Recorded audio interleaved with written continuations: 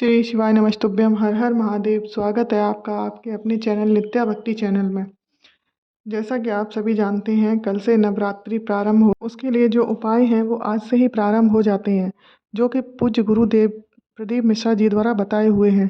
तो नौ दुर्गा में किए जाने वाले सारे उपाय हम आपको बताएंगे। और उस नव दुर्गा में सबके घरों में अखंड ज्योति जलती है, तो उसका भी एक वो है कि उस ज्योति का मुख, अखंड ज्योति का जो उसमें जो बाती पड़ती है, उस दिए का मुख किस तरफ हमें रखना चाहिए, किस दिशा में नहीं रखना चाहिए, वो भी सब हम आपको इस वीडियो में बताएंगे।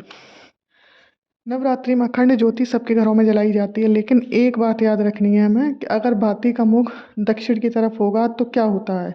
ऐसा कहा जाता है कि जिसके घर में ज्योति दक्षिण की तरफ मुख करके जलाई जाती है, उसके यहाँ साल भर में कुछ ना कुछ घात अवश्य होती है, यानी कि कुछ ना कुछ नुकसान अवश्य होता है। इसलिए अखंड ज्योति जलाने से पहले ये अच्छी तरह से समझना होगा कि बाती का मुख किस तरफ रखना है। कहते हैं पूर्व की ओर मुख करके दिया जलाया जाता है, वह दिया हमें संपदा की प्राप्ति कराता है, यानी कि हमारी संपदा में वृद्धि होती है। पश्चिम की ओर मुख करके जो दीप लगाया जाता है वह वैभव प्रदान करने वाला होता है। और उत्तर की तरफ मुख करके ज्योत जलाई जाती है, वह आयु की वृद्धि करती है, अकाल मृत्यु को रोकती है, यानी घर में किसी की अकाल मृत्यु नहीं होती। इसलिए अखंड ज्योति कभी भी दक्षिण की तरफ मुख करके न जलाएं। आप और किसी भी दिशा की तरफ जलाएं, पर दक्षिण की तरफ भूल कर भी ज्योति न जलाएं। ऐसा करने से आपका नुकसान ही हो।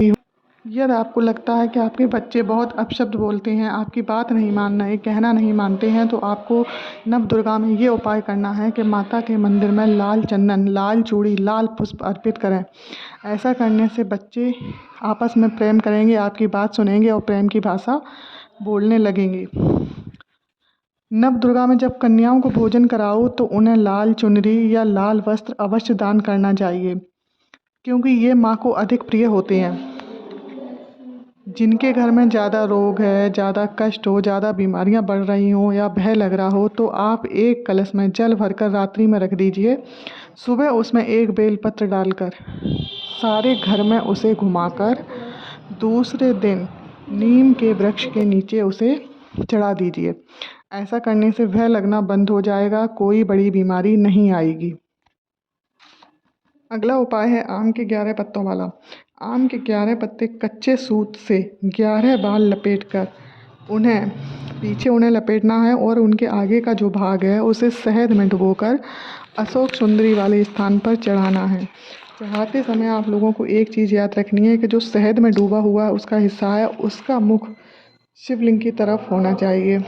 ऐसा करने से घर में संपदा की कोई कमी नहीं होती। यदि आपका कोई पैसा खा गया हो या नहीं देना चाह रहा हो, तो आपको ये उपाय अवश्य करना चाहिए। 11 पत्ते शहद में चढ़ाने से आपकी सारी समस्या का समाधान हो जाएगा। अगर आपकी कोई कामना पूरी नहीं हो रही है, तो आप नवरात्रि में एक कन्या को प्रतिदिन पूजन करके उससे भोजन कराएं। अपने घर में एक कलश की स्थापना करें और प्रतिदिन एक कन्या को अपने घर में बुलाकर उसका पूजन करें और उसे भोजन कराएं। ऐसा करने से आपकी कामना पूर्ण होगी। नव दुर्गा में पंचमी के दिन इस उपाय को अवश्य करें। पंचमी के दिन एक पान के पत्ते पर दो स्वास्तिक बना लें, और उसमें क्या करना है, दो बनाने, एक हल्दी का और एक सिंदूर का। लेकिन उसमें एक चीज़ आपको याद रखनी है, हल्दी वाले स्वास्तिक पर सिंदूर वाले चावल रखने हैं और सिंदूर वाले स्वास्तिक पर हल्दी वाले चावल रखने हैं। जिस लड़का लड़की का विवाह नहीं हो रहा, उसके हाथ की हथेली पर रखकर नीम के वृक्ष के नीचे रखवा दिए जाते हैं, जिससे उनका विवाह बहुत जल्दी ही हो जाता है।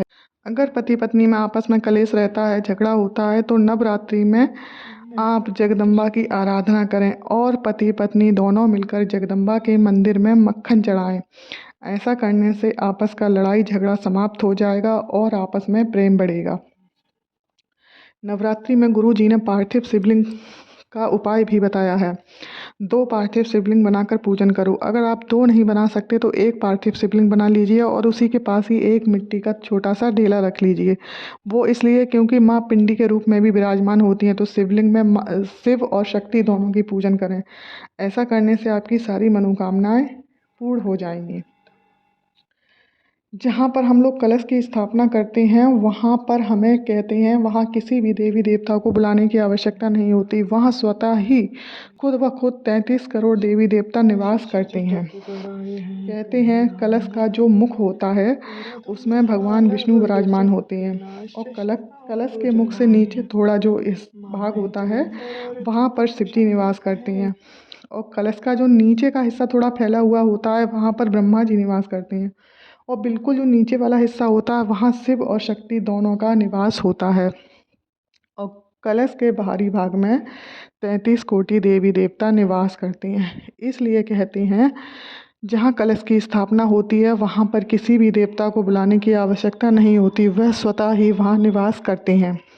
कलश स्थापना पर जब श्रीफल रखा जाता है तो उस पर जब मौली हम लपेटते हैं तो उसे 5 या 7 बार नहीं बल्कि 9 बार लपेटनी चाहिए। 5 और 7 बार लपेटने से लक्ष्मी की क्षीणता होती है। 9 बार लपेटने से लक्ष्मी हमारे घर में निवास करती हैं।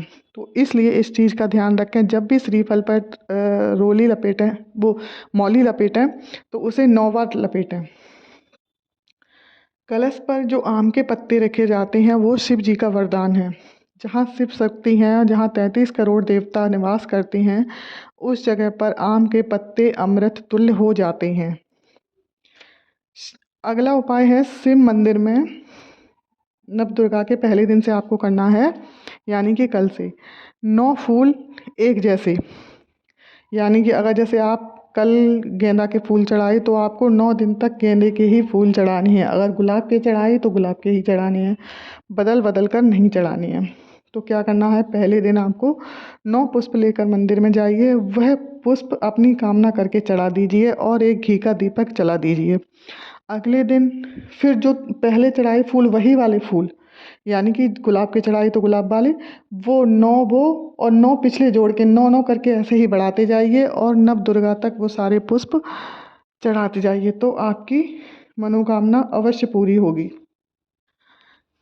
चैत्र नवदुर्गा का बहुत महत्व होता है क्योंकि इस हिंदू उस कैलेंडर के हिसाब से हमारी नई साल भी इसी से मनाई जाती है। कहते हैं चैत्र प्रतिपदा के दिन ही ब्रह्मा जी ने सृष्टि की रचना की थी। अगर आपके घर में कोई पितृ दोष है तो किसी भी नवरात्रि से पहले जो अमावस्या पड़ती है, जैसे कि आज अमावस्या है, तो आज से ही आपको ये उपाय करना है। एक कटोरी में थोड़े से चावल ले लीजिए और उसमें एक कपूर का टुकड़ा रख लीजिए। वह कटोरी आज रखी रहने दीजिए पूरे दिन। कल दूसरे दिन सुबह उस कटोरी में जो कपूर रखा है उसको जला दो और जो चावल हैं वो किसी वृक्ष के नीचे जाकर पक्षियों को डाल दो।